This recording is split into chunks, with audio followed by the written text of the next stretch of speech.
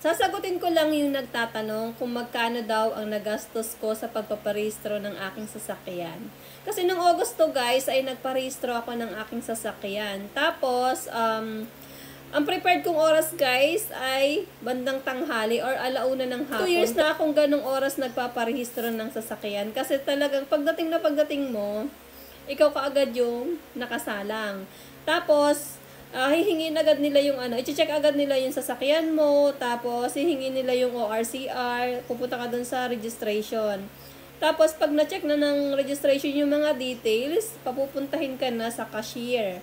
At ang binayaran ko nga pala guys ay 900 pesos para sa visual at saka emission test.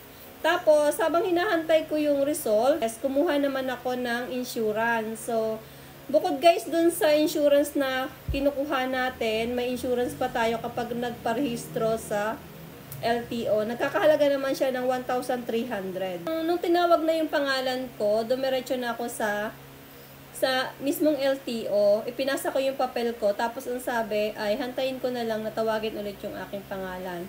So, ang binayaran ko naman dito guys ay 1,610.